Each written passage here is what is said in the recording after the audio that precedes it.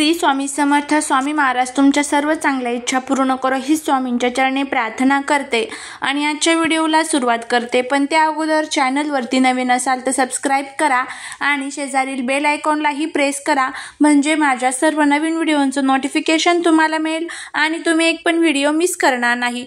उद्या आहे होळी, तर बघा उद्या चंद्रग्रहण सुद्धा लागणार आहे। पण हे जे चंद्रग्रहण आहे तर ते आपल्या भारतामध्ये दिसणार नाहीये, त्यामुळे मग हे चंद्रग्रहण आपल्याला पाळायची वगैरे अजिबात गरज नाहीये। तब्बल अशा 100 वर्षांनी योग आलेला आहे की चंद्रग्रहण आणि होळी हे एकाच दिवशी आलेले आहे। तर त्यामुळे उद्या कोणत्याही प्रकारचे वेद किंवा आपल्याला कोणत्याही प्रकारचे सूतक काळ वगैरे पाळायची गरज नाहीये, कारण हे चंद्रग्रहण आपल्या भारतामध्ये आपल्याला दिसणार नाहीये। उद्याच्या होळीची जी पौर्णिमा आहे तर त्याचा प्रारंभ हा उद्या सकाळी 9:55 होणार आहे आणि पौर्णिमेची समाप्ती ही सोमवारी दुपारी 12:30 होणार आहे। तर त्यामुळे उद्या रविवारी होळी आपल्याला साजरी करायची आहे। आता सोमवारी आहे धुलीवंदन, तर उद्या तुम्हाला काही महत्त्वाची कामं आपल्या घरामध्ये करायची आहे। त्यामध्ये उद्या घरामध्ये स्वास्तिक काढायचे आहेत आणि त्याचबरोबर भरपूर अशी सेवा उद्या घरामध्ये तुम्हाला करायच्या आहेत। प्रथम उद्या कोणकोणत्या सेवा घरामध्ये करायच्या आहेत त्याबद्दलची थोडीशी माहिती उद्या घेऊया।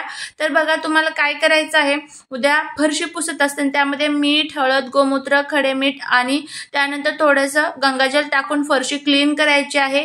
त्यानंतर उद्या आपला जो मुख्य उंबरठा आहे तर तो स्वच्छ धुवून त्यावरती तुम्हाला हळदीचे लेपन करायचं आहे, त्यावरती थोडासा गुलाल सुद्धा तुम्हाला टाकायचा आहे। या गोष्टी तुम्हाला उद्या करायच्या आहेत। त्यानंतर उद्या घरामध्ये आपल्याला धूप दीप अगरबत्ती अगदी व्यवस्थितपणे करायची आहे। पूर्ण घरामध्ये उद्या आपल्याला धूप दाखवायचं आहे, यानी आपल्या घरातील ज्या निगेटिव्ह एनर्जी असतात ना तर त्या संपत असतात आणि पॉझिटिव्ह एनर्जी हा खूप मोठ्या प्रमाणामध्ये वाढत असतात। हे सर्व झाल्यानंतर तुम्हाला स्वास्तिकचा एक उपाय करायचा आहे। स्वास्तिक जे असतं तर ते आपल्या घरामध्ये खूप मोठ्या प्रमाणात सकारात्मक ऊर्जा घेऊन येत असतं। तर स्वास्तिकची सुरुवात ही प्रथम बघा आपल्या पूजेपासून होत असते, म्हणजे कोणतीही पूजा तुम्ही मांडा तर त्यावेळेस प्रथम आपण स्वास्तिक काढतो आणि त्यानंतर मग पुढची आपली जी काही पूजा असेल तर ती आपण करायला सुरुवात करत असतो। तर इतकं महत्त्व हे स्वास्तिकला असतं। स्वास्तिक हे जे आहे तर ते गणपती बाप्पांचं प्रतीक मानलं जातं। तर तुम्हाला उद्या आपल्या घरामध्ये कुठे कुठे स्वास्तिक काढायचं आहे याबद्दलची माहिती आपण घेऊया। तर उद्या काय करायचं आहे, तुम्हाला थोडीशी हळद घ्यायची आहे, त्या हळदीमध्ये तुम्हाला गंगाजल मिक्स करायचं आहे आणि त्यानंतर तुम्हाला पहिलं जे स्वास्तिक आहे तर ते आपला जो मुख्य दरवाजा आहे तर तिथे तुम्हाला पहिलं स्वास्तिक काढायचं आहे। त्यानंतर आपलं जे किचन असतं तर ते किचनची जी भिंत असते तर तिथे तुम्हाला दुसरं स्वास्तिक काढायचं आहे। आपल्या देवघरामध्ये आपण ज्या ठिकाणी दिवा ठेवतो किंवा देवांच्या मागे थोडीशी जागा असते तर तिथे तिसरं स्वास्तिक काढायचं आहे। आपली जी तुळस असते तर तुळशीजवळ तुम्हाला 4थं स्वास्तिक काढायचं आहे आणि त्यानंतर 5वं स्वास्तिक हे आपला जो उंबरठा असतो, उंबरठ्यावरती जिथे आपण हळदीचं लेपन देतो तर त्या हळदीच्या लेपनावरच्या बरोबर मध्यभागी म्हणजे उंबरठ्याच्या बरोबर मध्यभागी तुम्हाला 5वं स्वास्तिक काढायचं आहे आणि या 5ही स्वास्तिकची तुम्हाला हळद कुंकू आणि धूपदीप अगरबत्ती दाखवून पूजा करायची आहे।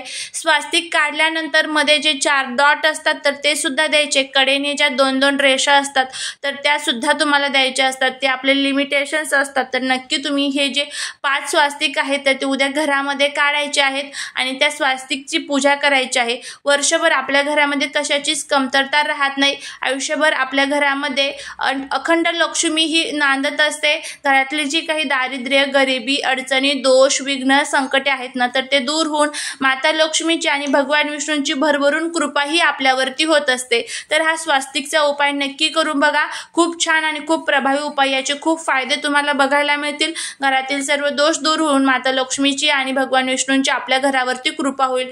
उद्या घरामध्ये विष्णू सहस्रनाम, लक्ष्मी गायत्री मंत्र, विष्णू गायत्री मंत्र यांचं पठण करायचं आहे। श्रीयंत्र असेल तर त्यावरती कुंकुमार्चन करायचं आहे। घरामध्ये जर तुम्ही सत्यनारायण घालत असाल तर उद्या जर पौर्णिमेचं सत्यनारायण घालत असाल तर उद्या तुम्हाला संध्याकाळच्या वेळेस म्हणजेच प्रदोष काळात सत्यनारायण तुम्हाला घालायचं आहे। या गोष्टी तुम्हाला उद्या आवर्जून करायच्या आहेत, करा, नक्कीच फायदा होईल।